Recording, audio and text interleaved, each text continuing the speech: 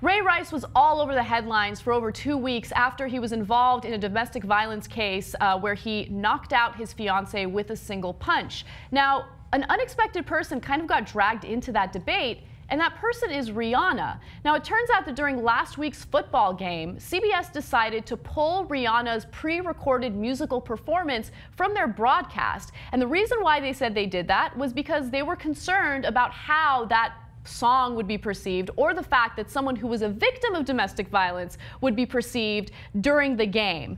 Now, what's really funny about this situation is, why would you add insult to injury to someone who was already a victim of domestic violence, right? But now CBS decided that they're going to use the song, right? And when Rihanna found out about that, she was not too pleased about it. She said, "CBS, you pulled my song last week. Now you want to slide it back in this Thursday? No, fuck you. Y'all are sad for penalizing me for this." And then in a second tweet, she said, "The audacity," which I love. I love that phrase, the audacity, right? Now, CBS did have a response to Rihanna, even though it wasn't a direct response to her. They said that they're going to go in a completely different direction. They said, beginning this Thursday, we will be moving in a different direction with some elements of our Thursday Night Football Open. We will be using our newly created Thursday Night Football theme music to open our game broadcast. So basically, they said, all right, fine. If you don't want us to use your music, we won't. So I want to know what you guys think about this. Hank, let me start with you. Make your point. I think Rihanna, I think she's right on many levels. She also has to realize that this issue is bigger than her. This is not her fault, but unfortunately because of her past and the situation that everyone is dealing with right now, she got dragged into it. And I think what CBS was trying to do was they were trying to avoid this perfect media storm of metaphors that everyone would have been writing about. But their problem was they didn't have the balls to just make a choice.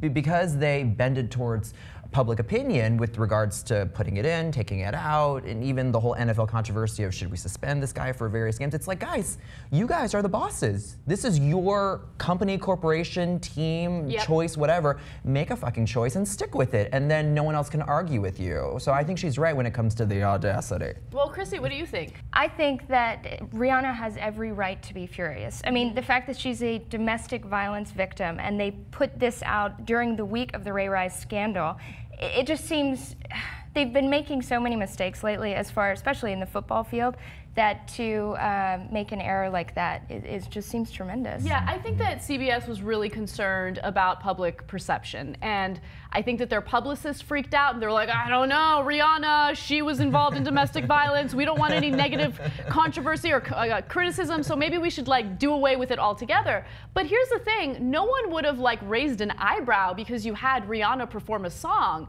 People are raising an eyebrow because they're wondering why the hell you would punish her for something that Ray Rice did. It doesn't make much sense. And one thing that I will definitely give Rihanna credit for is she stands to lose a lot of money by dissing executives at CBS, but she doesn't seem to care. She was upset, she voiced her opinion, and I give her credit for that. And yes, I acknowledge that she's already tremendously wealthy, so she can afford to make decisions like that. But nonetheless, it would be a difficult decision for me to make. Now, here's the question for this story. Have you ever lost your temper? Hank?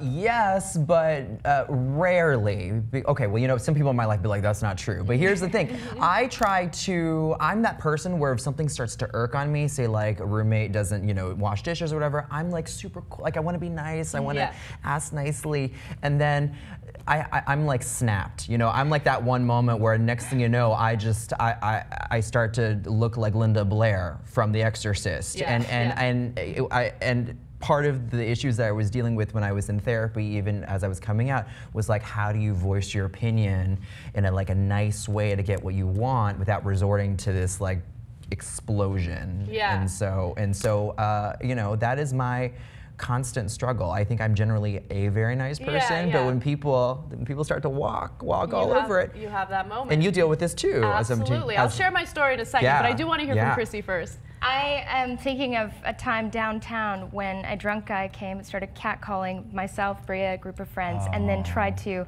grab one of my friends. He's a very large, muscular man, and I think I He was built like a gladiator, and then I turned into the Hulk. I was ready to end his life with my bare hands. So I really hate when people are disrespectful. You probably would have too. Absolutely. I mean, look, I lose my temper. I lose my temper on the show time to time. I'm a feisty bitch. It just happens, right?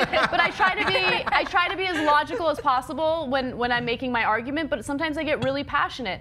I would say that the one time I really lost my temper, but I think it was more of a defense mechanism than anything else, was when I was younger. I was about 19, 20 years old. I went to the park by myself to exercise, and it was getting dark. And I should have thought ahead and probably avoided doing that. But as I was power walking, that was my preferred form of exercise at the time, don't judge me, there was a guy on a bike who rode by, and as he passed me, he slapped my butt as hard as he could, and then he started laughing, and then he rode away. So in that moment, I immediately felt a tremendous amount of fear, right? Because I know nothing about this guy. I don't know what he's gonna do. I don't know if he's armed, what's gonna happen, right? And so I'm hoping he's just gonna ride away and it's gonna be the end of it. And then I see him going around, and I see his shadow as he's coming back around to do it again. So when he's about to do it again, I was like, shoot, I got to do something, right? And so I kicked him off his bike, and then I started physically assaulting him, basically, right? Wow. So, but the reason why I bring up